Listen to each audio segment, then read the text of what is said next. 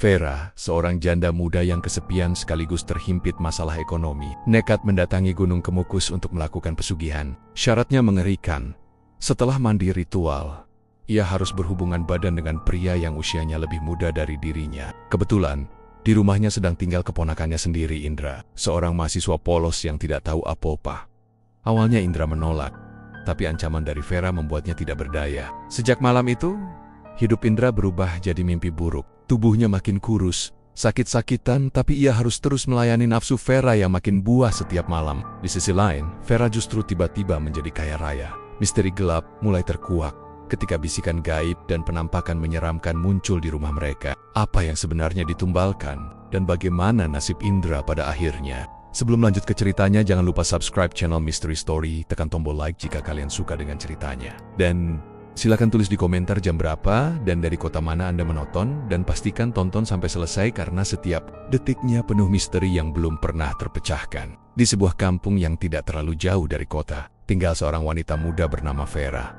Usianya baru 29 tahun, tapi statusnya sudah janda. Suaminya meninggal 2 tahun lalu karena kecelakaan di jalan raya. Sejak itu, hidup Vera berubah drastis. Dari yang tadinya bisa hidup cukup bersama suaminya, kini ia harus berjuang sendiri untuk sekadar bertahan hidup.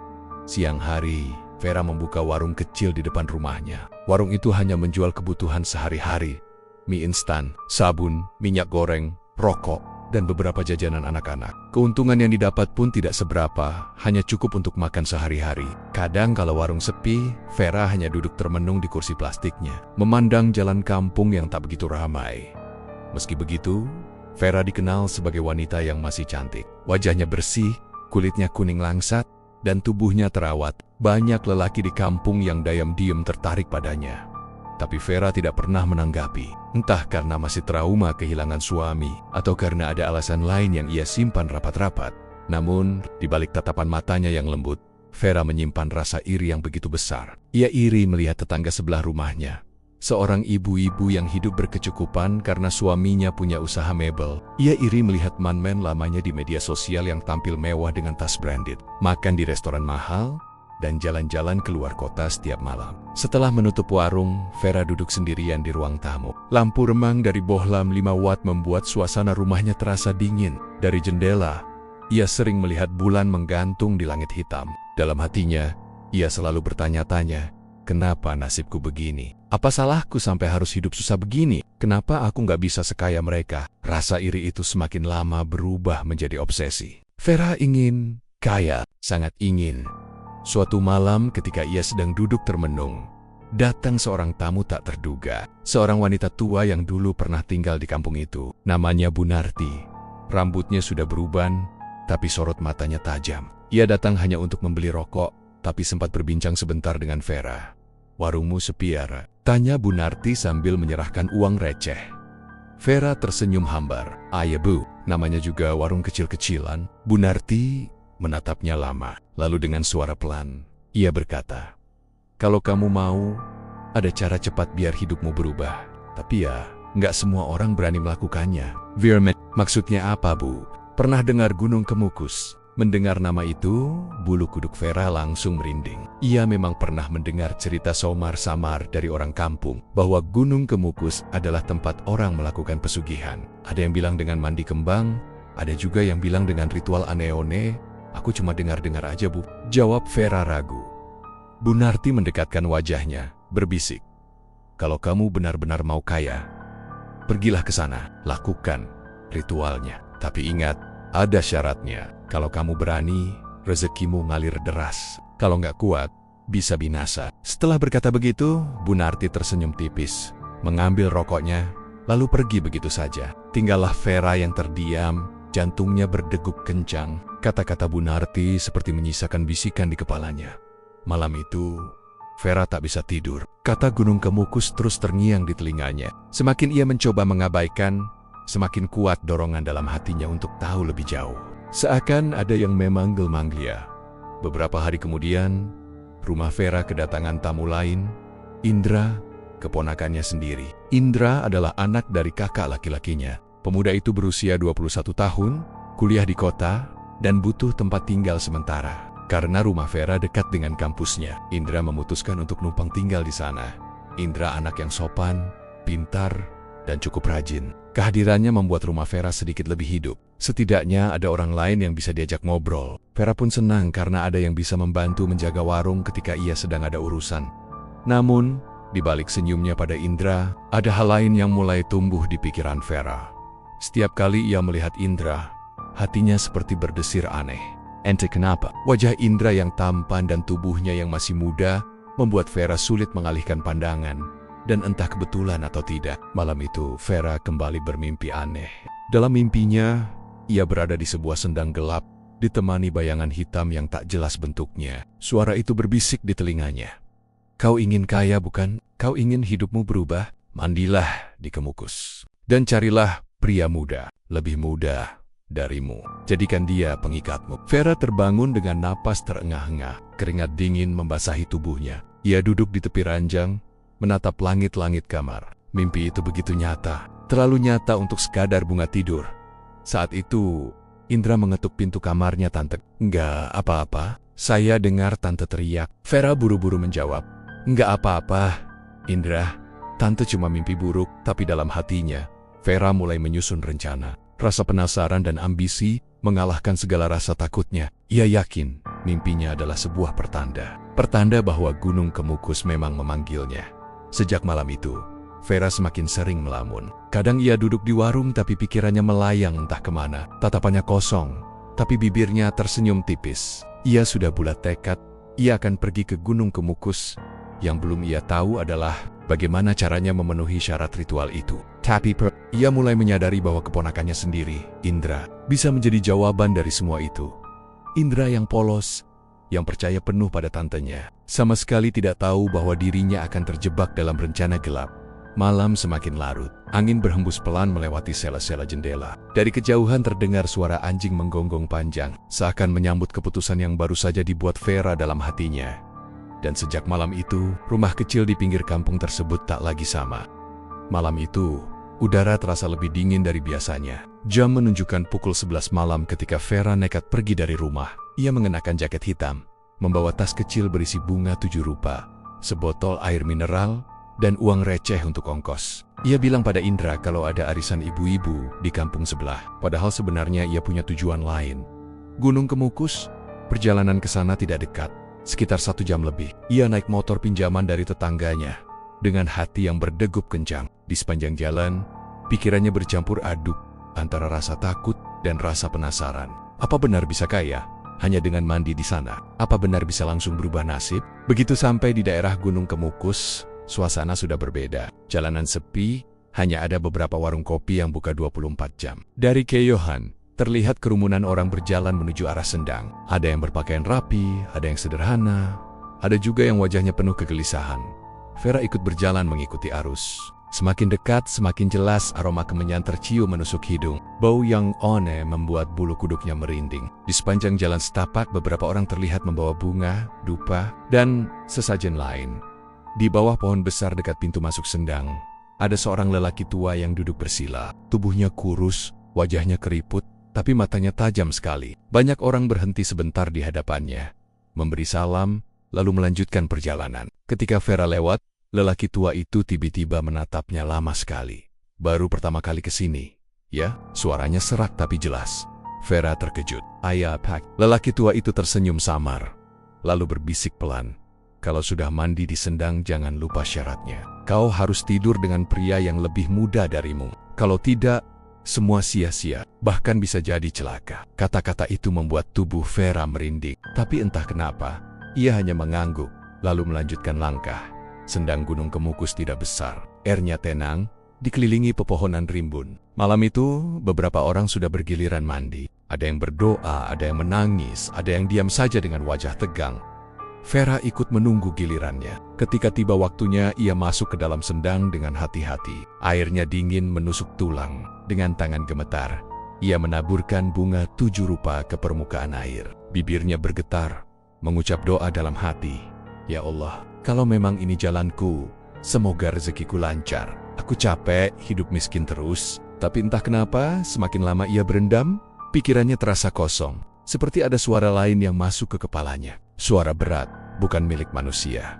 Aku bisa memberimu segalanya. Uang, harta, kemewahan, tapi syaratnya jelas. Berikan tubuhmu kepada pria muda. Dengan itu, ikatan akan terbentuk. Darah mudanya akan jadi pengikat kekayaanmu. Jangan pernah melanggar, atau kau yang akan binasa. Vera terdiam. Tubuhnya bergetar hebat. Air sendang tiba-tiba beriak, meski tidak ada angin. Dari dasar air, sekelebat bayangan hitam muncul, seperti ular besar melintas. Vera hampir menjerit, tapi suaranya tercekat di tenggorokan. Setelah beberapa menit yang terasa sangat panjang, Vera keluar dari sendang dengan wajah pucat. Baju dan rambutnya basah kuyup, tapi matanya menyala aneh. Ia tahu, tidak ada jalan kembali. Ia sudah terlanjur masuk ke dalam lingkaran gelap itu. Dalam perjalanan pulang, pikiran Vera terus melayang pada syarat yang disebutkan. Pria muda, usianya 29 tahun. Jadi, syaratnya pria itu harus lebih muda darinya. Di rumahnya, ada Indra, keponakannya sendiri. Awalnya, Vera menepis pikiran itu. Gak mungkin aku tega sama Indra. Dia keponakanku sendiri. Tapi semakin lama suara itu kembali terngiang di kepalanya. Pria muda, lebih muda darimu, atau semuanya gagal. Sesampainya di rumah, jam sudah menunjukkan pukul 3 dini hari. Rumah gelap, hanya lampu kecil di teras yang menyala. Indra ternyata belum tidur. Ia sedang belajar di ruang tamu Tante Perupu Daria Reza. Tanya Indra dengan polos Farah tersikat. Wajah Indra yang segar dan muda seakan-akan langsung mengingatkannya pada syarat yang baru saja didengarnya. Ia hanya tersenyum kaku. Iya, arisan agak lama tadi. Indra mengangguk, tidak curiga sama sekali. Ia lalu kembali menunduk, menulis di buku catatannya. Sementara Vera diam-diam memperhatikannya, tatapan matanya berubah. Ada sesuatu yang aneh bersemayam di dalam dirinya. Sesuatu yang bahkan tidak bisa ia kendalikan. Malam itu Vera tidak bisa tidur. Di kamar, ia mondar-mandir seperti orang gelisah. Bayangan sendang, suara gaib, dan wajah Indra bercampur jadi satu. Sampai akhirnya, ia duduk di tepi ranjang, menatap kosong ke arah pintu. Indra, kamu jawabannya, bisiknya lirih. Keesokan paginya, suasana rumah terlihat biasa saja. Indra berangkat kuliah, Vera membuka warung. Tapi di balik senyumnya pada tetangga yang mampir, dalam hati Vera sudah membuat keputusan. Malam nanti, ia akan bicara pada Indra. Ia akan memaksanya ikut dalam ritual itu. Tidak ada jalan lain. Jika gagal, maka semua yang sudah ia lakukan di Gunung Kemukus akan sia-sia. Dan yang lebih menakutkan, suara gaib itu mengancam. Ia bisa celaka kalau melanggar syarat. Matahari sore perlahan tenggelam. Langit mulai berubah jingga. Dari warungnya, Vera menutup dagangan lebih cepat dari biasanya. Tangannya gemetar saat menurunkan rolling door. Hatinya berdebar kencang. Malam itu akan menjadi malam yang mengubah hidupnya dan juga hidup Indra selamanya. Malam itu, udara kampung terasa sangat sunyi. Jam dinding di rumah Vera berdentang pukul 11 malam. Di luar, suara jangkrik bersahut-sahutan. Sementara angin malam bertiup pelan masuk lewat sela-sela jendela kayu. Indra baru saja selesai belajar di ruang tamu. Buku-buku kuliah masih berserakan di atas meja. Ia berdiri, meregangkan badan, lalu berjalan ke arah kamarnya. Aduh, capek juga, gumamnya pelan. Tapi sebelum sempat masuk ke kamar, Vera muncul dari arah dapur. Rambutnya terurai, wajahnya tanpa make up, tapi entah kenapa tatapannya malam itu berbeda. Indra sempat kaget, Tante. Belum tidur? Tanyanya heran. Vera tersenyum tipis. Belum. Tante lagi pengen ngobrol sama kamu sebentar. Indra mengangguk sopan, lalu duduk lagi di kursi ruang tamu. Vera ikut duduk di seberangnya. Beberapa detik hening, hanya suara detik jam yang terdengar. Indra menatap tantenya, menunggu. Indra, suara Vera agak pelan, seperti berbisik. Tante mau jujur sesuatu, tapi kamu jangan kaget ya. Indra mengerutkan kening. Ada apa, Tonti? Vera menarik napas panjang, lalu bercerita tentang perjalanannya ke Gunung Kemukus. Tentang mandi kembang, tentang bisikan gaib, dan terutama tentang syarat yang harus dipenuhi. Suaranya bergetar, tapi matanya tetap menatap Indra tajam. Indra langsung merinding. Apa, Tante serius? Suaranya meninggi. Itu kan pesugihan. Itu dosa besar. Tante nggak boleh, Tante nggak punya pilihan, Indra. Potong Vera dengan nada keras. Tante capek hidup miskin. Tante pengen kaya, pengen dihargai. Pengen keluar dari hidup susah ini. Tapi kenapa harus aku? Aku keponakan Tante sendiri. Kecil. Indra bangkit dari kursi, wajahnya penuh penolakan. Vera ikut berdiri, menatapnya dengan mata memerah. Karena cuma kamu yang ada di rumah ini. Kamu yang lebih muda dari Tante. Kalau kamu nggak mau, pesugihan Tante gagal. Dan Tante bisa celaka. Indra menggeleng cepat. Aku nggak mau. Aku lebih baik diusir dari rumah daripada harus ikut ritual gila itu. Mendengar kata-kata itu, Vera langsung menahan tangannya. Mencengkeram kuat. Tatapannya berubah tajam. Seperti bukan dirinya. Kalau kamu nolak, kamu aku usir malam ini juga. Kamu mau tidur di jalan. Kamu mau kuliahmu hancur. Indra terdiam. Keringat dingin bercucuran di dahinya. Hatinya berkecamuk antara takut, marah, dan bingung. Ia tahu Vera serius. Ia tahu kalau menolak, ia benar-benar bisa diusir Indra. Suara Vera melunak, tapi penuh tekanan. Ini cuma sekali. Setelah itu, kamu tetap bisa tinggal di sini. Tante janji kamu gak akan kekurangan apapun. Tante bakal kasih uang, bantu semua kebutuhanmu. Yang penting malam ini kamu nurut. Indra mundur selangkah, tapi punggungnya sudah terbentur dinding. Tatapan mata Vera membuatnya tak berkutik. Beberapa menit sunyi. Indra hanya menunduk, napasnya tersengal. Sementara Vera menunggu dengan penuh keyakinan. Akhirnya, dengan suara hampir tak terdengar, Indra berkata, "Baiklah, tapi jangan paksa aku lagi setelah ini." Vera tersenyum puas, senyum yang membuat Indra semakin ngeri. Malam itu, kamar Vera dipenuhi aura mencekam. Lilin menyala di meja kecil, aroma kemenyan tipis-tipis memenuhi ruangan. Vera sudah bersiap, sementara Indra duduk di tepi ranjang dengan tubuh gemetar. Tenang aja Indra, ini cuma ritual. Kamu gak perlu takut, kata Vera lirih sambil mendekat. Indra menoleh, dan saat itu ia melihat sesuatu yang membuat jantungnya hampir berhenti. Bayangan hitam besar berdiri di sudut kamar, matanya merah menyala, menatap tajam ke arah mereka. Tante, ada yang berdiri di sana. Indra menunjuk dengan tangan gemetar. Vera menoleh sebentar, lalu tersenyum aneh. Itu penjaga pesugihan. Jangan. Anggap aja dia saksi. Indra hampir menangis. Jin lari, tapi kakinya terasa lemas. Ritual itu akhirnya terjadi. Indra hanya bisa pasrah. Matanya sesekali menatap bayangan hitam di sudut kamar yang tidak bergerak. Hanya menatap dengan tatapan menyeramkan. Di tengah ritual, Vera seperti bukan dirinya. Matanya setengah terpejam. Mulutnya berkamat-kamit mengucapkan mantra yang tidak dimengerti Indra. Kadang tubuhnya bergetar hebat, seolah sedang dirasuki. Indra merasa tenaganya disedot habis. Setiap tarikan napas terasa berat. Tubuhnya panas dingin, seakan sedang sakit parah. Ia ingin berteriak, tapi suaranya tercekat. Dan tepat ketika ritual selesai, Vera berteriak keras. Aku terima tumbal ini. Sekejap, angin kencang bertiup dari arah jendela yang tertutup rapat. Lilin bergoyang hebat hampir padam. Bayangan hitam di sudut kamar perlahan hilang, meninggalkan suara tawa berat yang menggema. Indra jatuh terkulai di ranjang. Tubuhnya lemas tak berdaya. Wajahnya pucat, bibirnya kering. Sementara Vera duduk dengan wajah berseri-seri, senyum lebar terukir di bibirnya. Terima kasih Indra. Mulai malam ini, hidup Tante bakal berubah. Indra hanya bisa menutup mata, menahan air mata yang hampir jatuh. Ia sadar, hidupnya tidak akan pernah sama lagi setelah malam itu.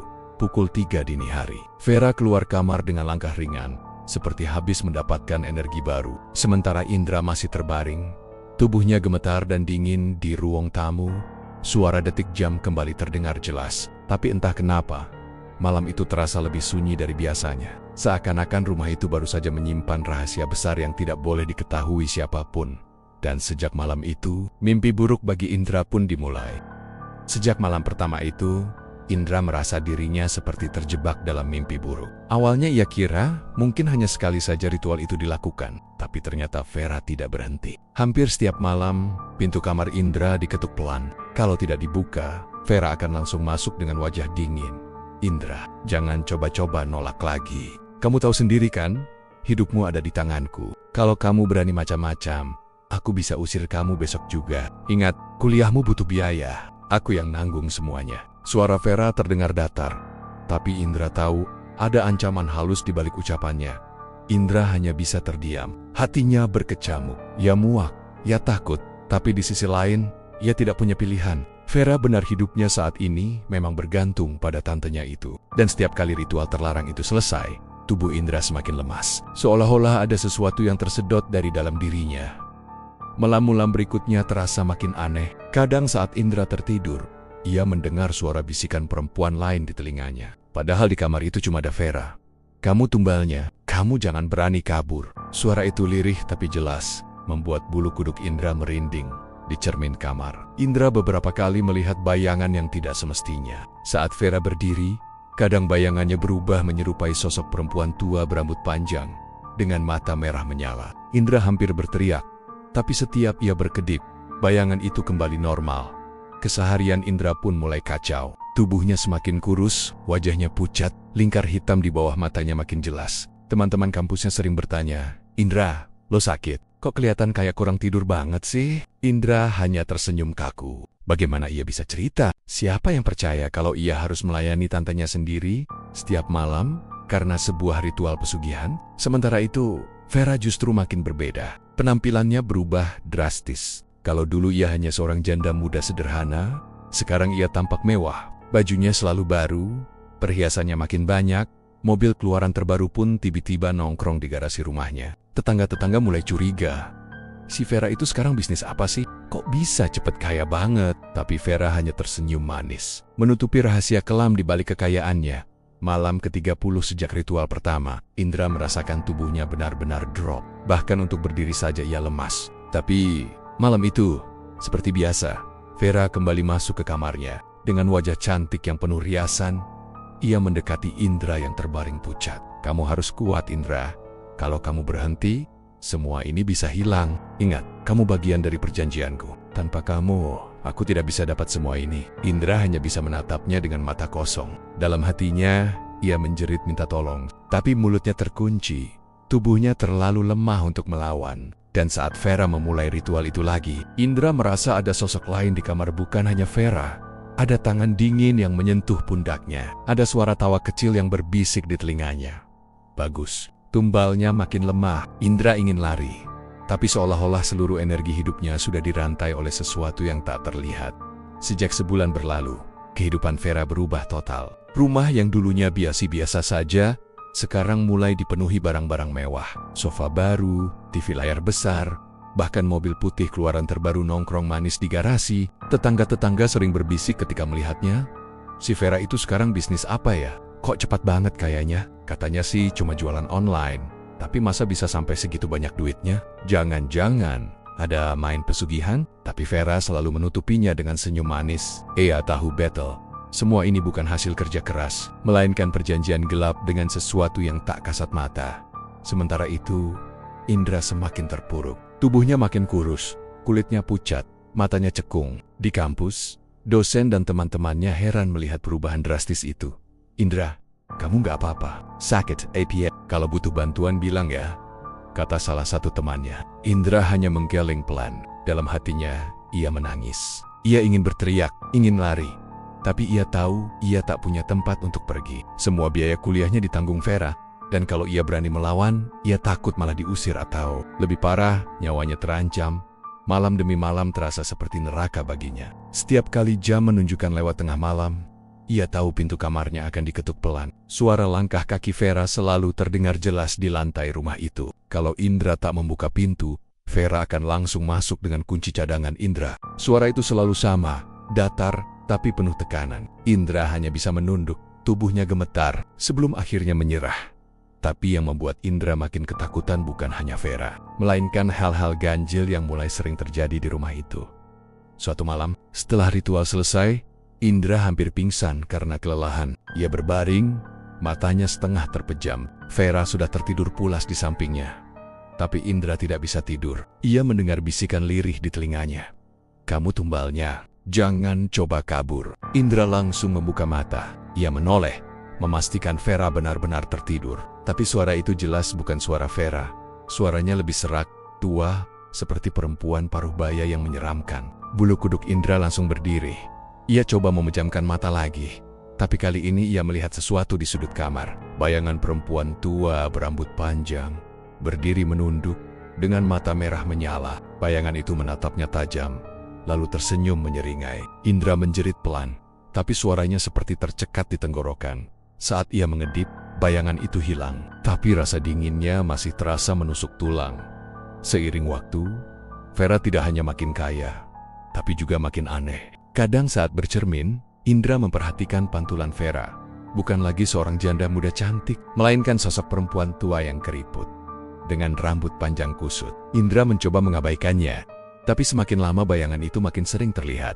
Bahkan pernah suatu malam, ketika Vera memaksanya lagi, Indra melihat wajah Vera berubah seketika di bawah cahaya redup lampu kamar. Bukan wajah cantik yang biasa, melainkan wajah penuh keriput dengan senyum menyeramkan. Indra langsung merem melek, berharap itu cuma halusinasi. Tapi jelas-jelas ia melihat perubahan itu. Ya Tuhan, apa yang sebenarnya terjadi? Batin Indra ketakutan. Bukan hanya Indra yang diganggu, tapi juga tetangga sekitar mulai merasakan ada kejanggalan dari rumah Vera. Beberapa kali terdengar suara-suara aneh tengah malam, seperti suara tangisan anak kecil. Padahal Vera tidak punya anak. Ada juga yang mendengar suara gamelan dari dalam rumah, samar-samar seperti musik dari masa lalu.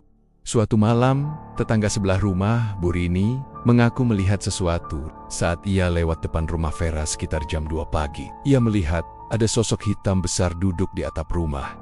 Matanya merah menyala. Sosok itu tertawa lirih, lalu lenyap begitu saja.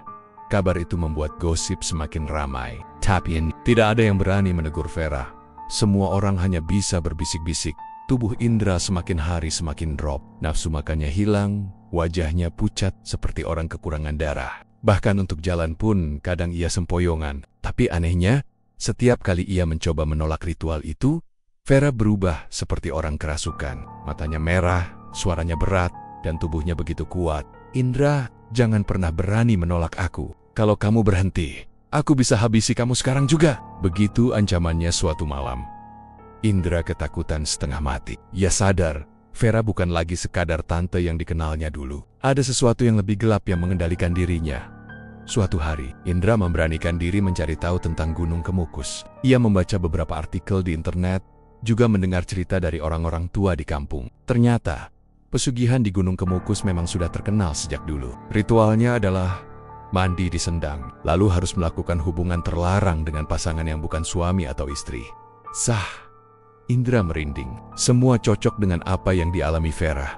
Tapi yang membuatnya tambah ngeri adalah syarat lanjutan yang ia temukan. Setelah ritual, orang yang dipakai sebagai pasangan bisa menjadi tumbal. Hidupnya akan tersedot sedikit demi sedikit. Sementara pelaku pesugihan akan semakin kaya. Indra langsung menutup laptopnya. Keringat dingin mengucur. Why jadi aku ini? Tumbulnya. Bisiknya ketakutan. Malam itu, Indra benar-benar merasa ajalnya sudah dekat. Tubuhnya begitu lemah. Napasnya tersengal, tapi Vera tetap memaksa. Indra menolak, mencoba kabur, tapi pintu kamarnya terkunci dari luar. Indra, jangan macam-macam. Kamu bagian dari perjanjianku. Kalau kamu kabur, yang datang bukan cuma aku, tapi juga mereka. Suara Vera terdengar seram, seolah bukan hanya suaranya sendiri. Tiba-tiba lampu kamar berkedip-kedip, lalu padam. Dalam kegelapan, Indra mendengar suara tawa kecil, suara langkah banyak orang. Padahal jelas-jelas di kamar itu hanya ada dia dan Vera. Dari sudut gelap, tampak bayangan-bayangan hitam bergerak, mendekat ke arah ranjang. Indra gemetar, tubuhnya dingin seperti es. Ia ingin menjerit minta tolong, tapi tidak ada yang bisa mendengar. Rumah itu terasa seperti terisolasi dari dunia luar di sampingnya. Vera tertawa kecil, tapi tawanya berbeda. Bukan tawa manusia, melainkan tawa serak panjang, seperti milik makhluk gaib. Kamu tidak bisa lari, Indra. Kamu sudah jadi milik kami. Indra merasa seluruh tubuhnya kaku. Ia menatap ke arah cermin kamar, dan untuk pertama kalinya ia melihat dengan jelas. Di cermin, Vera bukan lagi Vera, melainkan sosok nenek tua menyeramkan dengan rambut panjang dan tubuh penuh luka, sedang merenggut tubuh Indra. Indra berusaha memalingkan wajah, tapi semakin ia berusaha, semakin kuat bayangan itu menariknya. Malam itu menjadi malam paling mencekam dalam hidup Indra. Ia sadar, kehidupannya tidak akan pernah sama lagi. Hari-hari Indra makin berat. Setiap pagi ia bangun dengan tubuh lemas, wajah pucat, dan nafas pendek-pendek. Seringkali ia tak sanggup berangkat kuliah. Dosen sampai menanyakan kabarnya karena absensinya menurun drastis. Indra, kamu kenapa? Kalau sakit, jangan dipaksain. Kesehatanmu lebih penting, kata dosen pembimbingnya. Indra hanya mengangguk, tersenyum hambar. Dalam hatinya ia ingin teriak sekeras-kerasnya, ingin minta pertolongan, tapi bibirnya seolah terkunci. Ada rasa takut luar biasa jika ia berani membuka mulut tentang apa yang terjadi di rumah tantenya. Sementara itu, Vera semakin terlihat glamor. Perhiasannya bertambah banyak, rumahnya direnovasi besar-besaran. Tetangga-tetangga jadi makin penasaran. Si Vera ini hebat sekali ya. Baru setahun jadi janda. Sekarang hidupnya kayak sosialita. Celetuk seorang ibu-ibu di warung. Iya, padahal setauku dia nggak kerja kantoran. Katanya sih bisnis online. Tapi masak sampai bisa beli mobil baru, timpal yang lain. Ah, jangan-jangan dia ada pesugihan. Bisikan itu mulai terdengar makin sering. Tapi Vera tidak peduli. Ia malah semakin percaya diri. Semua gosip dianggap angin lalu. Yang terpenting baginya adalah ia kini memiliki segalanya. Suatu malam, Indra kembali mengalami kejadian mengerikan. Setelah ritual paksa itu selesai, ia melihat sesuatu di sudut kamar. Sosok perempuan tua dengan rambut kusut berdiri sambil tertawa lirih. Indra langsung menutup wajah dengan selimut. Gemetar ketakutan. Tapi suara itu tetap terdengar. Kamu sudah milik kami, Indra. Tubuhmu hanyalah wadah kosong. Jiwa dan tenagamu jadi makanan kami. Indra terisak pelan. Ia semakin yakin dirinya bukan sekadar korban, melainkan tumbal. Setiap malam tubuhnya tersedot energinya, sedikit demi sedikit. Di kampus, Indra mulai sering pingsan. Teman-temannya mencoba membantu, bahkan sempat mengajak dia ke klinik. Tapi anehnya, hasil pemeriksaan selalu normal. Dokter bilang tidak ada penyakit serius, hanya kekurangan istirahat. Padahal Indra tahu betul, yang ia hadapi bukan penyakit manusia. Rumah Vera makin angker. Tetangga sering mendengar suara gamelan tengah malam. Ada pula yang melihat bayangan perempuan berambut panjang duduk di jendela kamar Indra. Suatu kali, listrik di rumah Vera padam. Saat tetangga mencoba membantu menyalakan kembali, mereka dikejutkan oleh suara tangisan anak kecil dari dalam rumah. Padahal Vera tidak punya anak, dan Indra jelas bukan anak kecil. Rumah itu makin aneh ya. Saya sering merinding kalau lewat depan situ. Bisik Bu Rini pada tetangganya. Tapi tak ada yang berani konfrontasi. Semua hanya bisa berbisik-bisik, takut kena masalah. Sadar dirinya makin parah, Indra mencoba nekat. Suatu sore, saat Vera keluar belanja, Indra mengemasi barang-barangnya. Ia berniat kabur, meninggalkan rumah itu selamanya.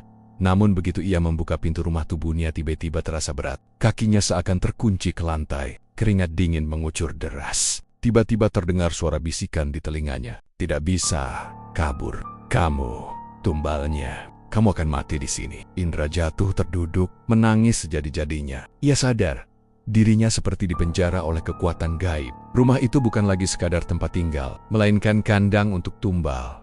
Saat Vera pulang, ia hanya tersenyum melihat Indra terduduk di ruang tamu dengan tas terbuka. Kamu kira bisa kabur? Jangan mimpi, Indra. Hidupmu sudah jadi bagian dari perjanjianku. Kalau kamu pergi, mereka akan mengejarmu sampai mati. Lebih baik kamu terima saja nasibmu. Mata Vera berkilat aneh. Bukan seperti mata manusia biasa. Indra menunduk, hatinya hancur. Minggu berikutnya, kakak Vera, ibu kandung Indra, datang berkunjung. Ia ingin menjenguk anaknya karena lama tak pulang. Saat bertemu Indra, ia kaget melihat kondisi putranya. Indra! Ya Allah, kenapa kamu kurus sekali? Sakit apa kamu, nak? Ibunya panik. Indra ingin sekali bercerita, tapi Vera cepat-cepat menyela. Ah, kak, jangan khawatir. Indra ini memang sibuk kuliah, belajar sampai larut malam. Jadi, kelihatan kurus. Saya yang urus semuanya. Tenang aja. Ibunya masih ragu. Ia menatap mata Indra, seolah mencari jawaban. Tapi Indra hanya bisa menunduk, tak berani bicara. Malam itu, saat ibunya menginap, Indra mencoba bercerita pelan-pelan. Tapi setiap ia hendak membuka mulut, tiba-tiba tenggorokannya terasa tercekik. Napasnya sesak, suaranya tercekat. Ia hanya bisa menangis di hadapan ibunya. Ada apa sih, nak? Sorry to kiat, kamu? Tanya ibunya berkali-kali. Indra hanya menggeleng. Air mata mengalir deras, seolah ada sesuatu yang mengunci mulutnya agar tidak bisa membongkar rahasia Vera malam itu. Ketika semua tertidur, ibunya terbangun karena mendengar suara gamelan samar dari luar kamar. Ia heran, karena jam sudah menunjukkan pukul 2 dini hari. Ia keluar kamar pelen-pelen, berjalan ke arah ruang tengah. Dari celah pintu kamar Vera, ia melihat pemandangan mengerikan. Vera duduk bersila di lantai, di hadapannya ada sesajen dan kemenyan yang menyala. Di sekelilingnya, bayangan hitam berkeliling, menari-neri. Suaranya bukan lagi suara manusia, melainkan seperti suara serak banyak makhluk yang berbicara bersamaan. Beri aku kekayaan yang lebih besar. Aku sudah siapkan tumbalnya. Ibunya Indra terkejut setengah mati. Ia menutup mulut agar tidak berteriak. Segera ia kembali ke kamar, memeluk Indra yang tertidur gelisah. Dalam hatinya, ia berdoa sekuat tenaga. Keesokan paginya, Ibunya berpamitan pulang. Wajahnya pucat, tapi ia berusaha tenang di depan Vera. Saat berpamitan dengan Indra, ia menggenggam tangan anaknya erat-erat. Sabar ya. Nah, ibu tahu ada yang tidak beres. Ibu akan cari cara, bisiknya lirih.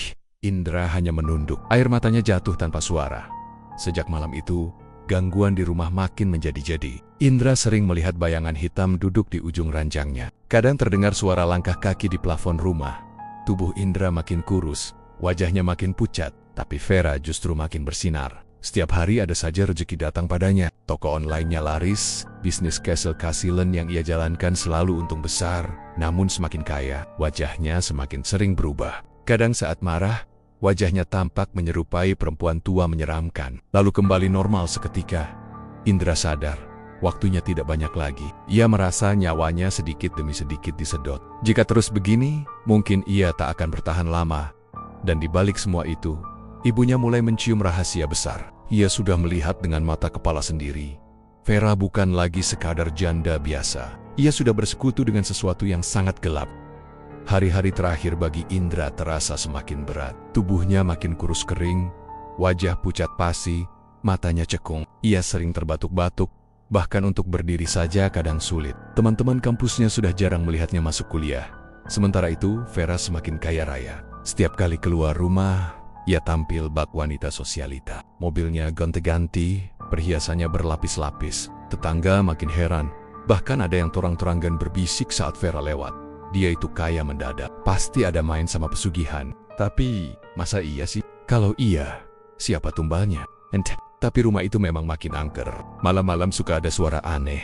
Vera hanya tersenyum setiap mendengar bisik-bisik itu. Ia merasa tidak ada yang bisa menghentikannya. Baginya, semua sudah sepadan dengan apa yang ia jalani bersama makhluk gaib dari Gunung Kemukus. Suatu sore, tanpa memberi kabar, Ibu Indra kembali datang ke rumah Vera. Ia tidak tahan lagi. Sejak terakhir kali menginap, bayangan ritual mengerikan yang ia lihat masih terbayang jelas di kepalanya. Ia yakin anaknya dalam bahaya besar. Begitu melihat kondisi Indra, ia menangis keras. Ya Allah, Indra, kamu kurus sekali nak. Apa yang kamu alami di sini? Indra ingin menjawab, ingin menceritakan semua penderitaannya, tapi tenggorokannya terasa tercekat. Setiap kali ia hendak membuka mulut, dadanya sesak, seolah ada sesuatu yang menutup suaranya. Ia hanya bisa menangis sambil menggenggam tangan ibunya erat-erat. Melihat itu, Vera sepat-sepat menenangkan. Kak, jangan khawatir, Indra memang kurang istirahat. Saya jamin dia baik-baik saja. Lagi pula semua kebutuhannya saya yang urus. Ibunya Indra hanya menatap Vera dengan mata curiga. Ia ingat jelas ritual malam itu. Ia tahu ada sesuatu yang disembunyikan adiknya. Malam harinya, ibunya sengaja tidak tidur. Ia bersembunyi di balik pintu kamar, mengawasi. Benar saja, sekitar jam 12 malam Vera masuk ke kamar Indra. Tapi kali ini berbeda. Ia tidak hanya memaksa Indra, melainkan membawa sesajen dan dupa menyala. Dari celah pintu, ibunya melihat Vera duduk bersila, membacakan mantra dengan suara serak. Udara kamar mendadak dingin menusuk tulang. Dari arah sudut, muncul bayangan hitam besar. Matanya merah menyala. Suara gamelan lirih terdengar entah dari mana. Indra yang lemah hanya bisa terbaring. Tubuhnya bergetar hebat. Bayangan hitam itu mendekat, lalu menunduk ke arah tubuh Indra, seolah hendak menelan tenaganya. Ibunya tak tahan lagi. Ia berteriak keras sambil masuk ke kamar. Setan! Jangan ganggu anakku! Farad Turkjet, matanya berubah merah sesaat. Ia mendesis marah. Kak, jangan ikut campur. Indra adalah bagian dari perjanjianku. Kalau kakak berani menghalangi, semua akan hancur. Suasana kamar makin kacau. Lampu berkedip-kedip, kaca jendela bergetar, suara tawa makhluk-makhluk gaib menggema. Dengan gemetar, ibunya Indra mengangkat kedua tangannya, berdoa sekuat tenaga. Ya Allah, lindungi anakku dari kejahatan. Jangan biarkan setan merenggutnya. Suara ibunya semakin keras. Berulang-ulang membaca ayat-ayat Al-Quran yang ia hafal sejak kecil. Semakin keras ia berdoa, semakin gelisah Vera. Wajah cantiknya berubah mengerikan, penuh keriput, matanya merah menyala. Berhenti! Jangan sebut nama Tuhanmu di sini! Teriak Vera dengan suara bukan suaranya sendiri, melainkan suara berat bercampur serak. Bayangan hitam itu melompat ke arah ibunya, tapi setiap kali mendekat, suara doa membuatnya mundur, berteriak kesakitan. Asap dupa yang tadinya pekat berubah tipis, lalu padam seketika. Vera meronta, tubuhnya bergetar hebat. Tidak, Aku sudah berkorban banyak. Aku tidak mau miskin lagi. Aku tidak mau kehilangan semua ini. Tapi doa ibunya terus menggema. Bayangan hitam besar itu akhirnya melolong keras, lalu lenyap dalam sekejap. Meninggalkan bau busuk menyengat, Vera jatuh tersungkur, tubuhnya menggigil. Saat ibunya mencoba mendekat, wajah Vera perlahan berubah. Dari seorang janda muda cantik, kini tampak seperti nenek tua penuh keriput. Rambut panjang kusut, kulit kering kerontang.